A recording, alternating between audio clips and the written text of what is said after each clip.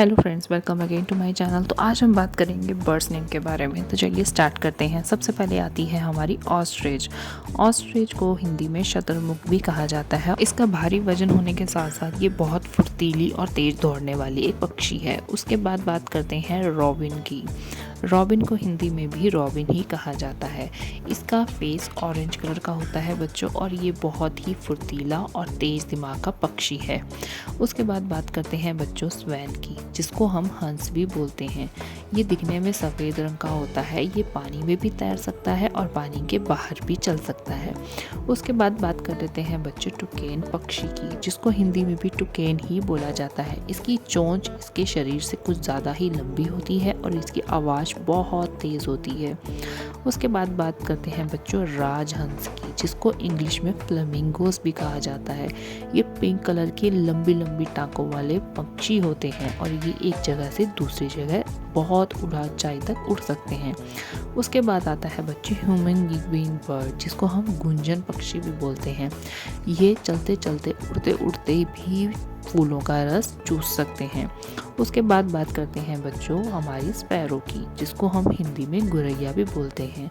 ये दिखने में बहुत छोटी होती है और हमारे घर के आसपास दिखने को मिल जाती है बच्चों। उसके बाद बात करते हैं आउल की, जिसको हम हिंदी में उल्लू भी बोलते हैं। उल्लू रात को बहुत दौड़ सकता है और तेज दूर तक देख भी सकता है बच्चों। उसके बाद बात करते हैं हम ईगल की। ईगल को हिंदी में बाज भी बोला जाता है। ये ऊंचाई से उड़ते उड़ते नीचे अपना शिकार झपट्टे से पकड़ सकता है। उसके बाद बच्चों बात आती है वुड पैकर की। वुड पैकर को हिंदी में कठफोड़वा कहते हैं। ये पेड़ की टहनियों को अच्छे से चोंच की सहायता से तोड़ के होल कर देता है। उसके बाद बच्चों बात करते हैं पैरट की, जिसको हिंदी में तोता भी बोला जाता है। तोता हरे रंग का होता है और इंसानों की आवाज़ बखूबी निकाल सकता है। उसके बाद बच्चों बात आती है पीकॉक की, जिसको हम हिंदी में मोर कहते हैं। मोर बहुत अच्छे से नाच सकता है और अपने पूरे पंख फैला के सुंदर से डांस करता है। उसके बाद बच्चों बात आती है मकाओ तोते की। मकाओ तोते को भी हिंदी में मकाओ कहते हैं। ये 4 से 5 फुट तक लंबा हो सकता है। इसकी पूंछ बहुत लंबी होती है बच्चों। उसके बाद बात करते हैं क्रो की, जिसको कौवा भी बोला जाता है।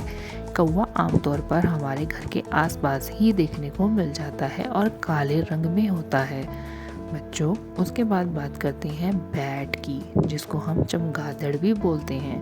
बैट आपको पता है पेड़ पर उल्टा लटकती है, सीधा नहीं बैठ सकती बच्चों। उसके बाद बात करते हैं इंडियन रोलर की। इंडियन रोलर देखने में बहुत सुंदर ब्लू और लाइट ब्लू कलर का पक्षी होता है, जिसको हिंदी में नीलकंठ बोलते हैं, और ये छोटे छोटे कीड़े मकोड़ों को खाता है बच्चों। उसके बाद बात करते हैं मैना की।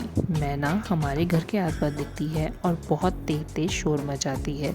आमतौर पर ये कहीं भी दिखने को मिल जाती है। चैनल पे नहीं हो तो बच्चों सब्सक्राइब करके जाना ना भूलें।